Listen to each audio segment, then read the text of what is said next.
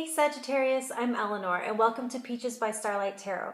This is your weekly pick a card reading and we are talking all about creative expression. So your monthly energy is the Four of Swords, which is like a vacation, taking time out. And so your first week theme was actually vacation, and then your second week was awakening your true self.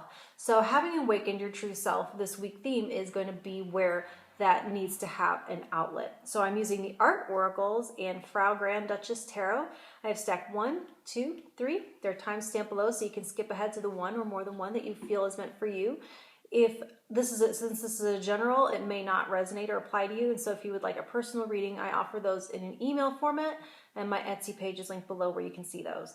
Like, share, subscribe, and all that good stuff. I am at almost at 50, and so I'm so grateful for all of you for being here. And when I hit 50, I'm going to do an extra special video for everyone with lots of pick-a cards and different things.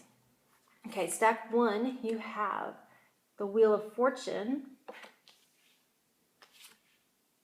the 5 of Wands in reverse, and John Cocteau, I guess. I'm not sure how to pronounce that, dude. The story only seems one-sided. There's no such thing as a happy ending. Find your future in the past. Those seem kind of cryptic to me. Let's see. Let me get to talking and see what comes up. Anyway, with the Wheel of Fortune, it does show you like leveling up, upping your game, moving from the dreaming phase, kind of like we did, awakening your true self, to creative expression, finding an outlet, moving from the dreaming phase into the doing phase. This guy was an avant-garde poet, filmmaker, visual artist. I don't understand his work completely, but if I could guess at one thing, he brings forth his shadow to be expressed in unusually beautiful manifestations. So I think what I want to say here with this reverse 5 of Wands is don't talk yourself out of anything that bubbles up from beneath the surface. Don't try to edit or curate or try to make something that's beautiful for the sake of being beautiful. But express authentically what it is that's coming from your shadow or from your subconscious, because to you, maybe you know that this is your secrets being revealed, but other people are only going to see the beauty of it. So just express that side of yourself. Stack 2, you have Judgment. Oop. King of Cups reversed. Alighiero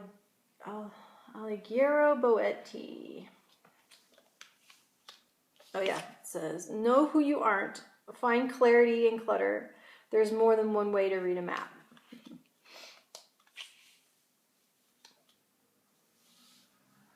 Okay.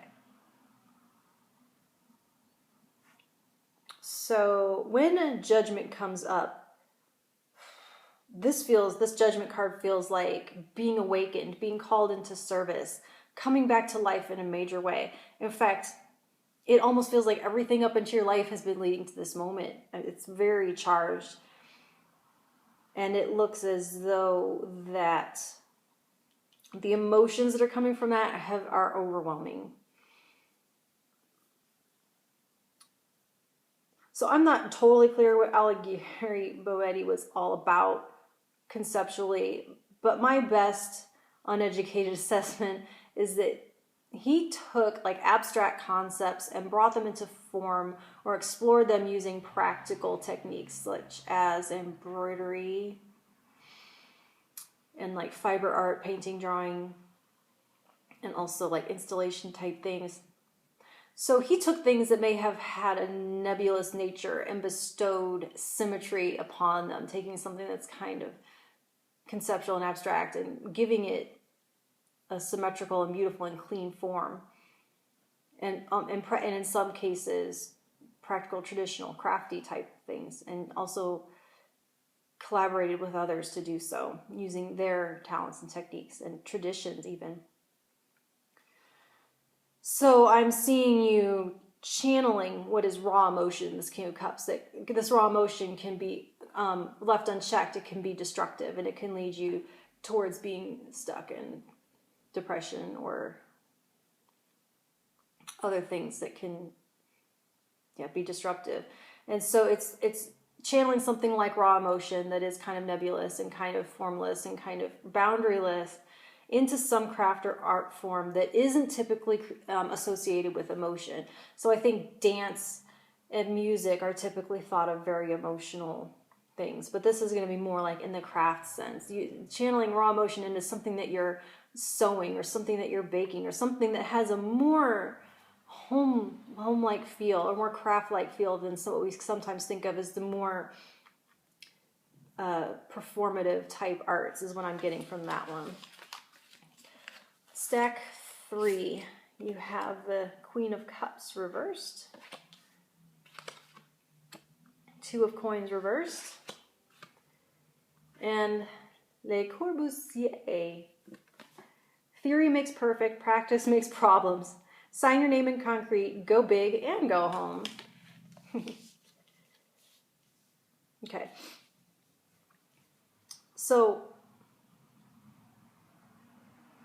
with the reversed 2 of Pentacles, or the reversed 2 of Coins, and this guy, I want to say to simplify. That's the key word here, is to simplify.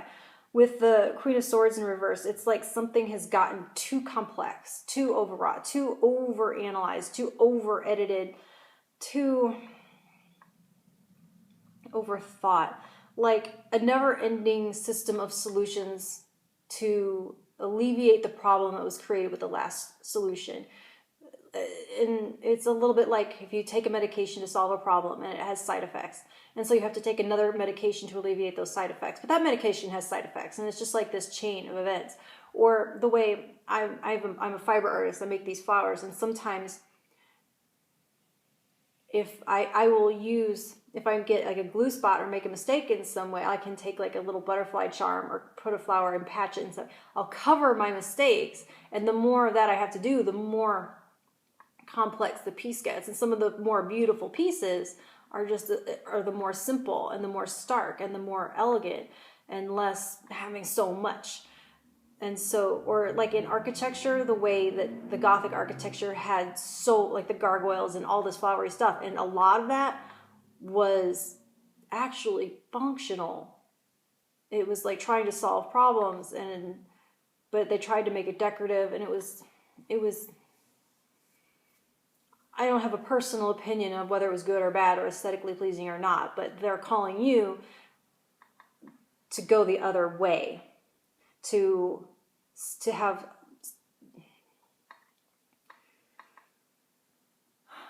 this guy was all about clean lines, pure geometry, nothing superfluous or extra or unnecessary.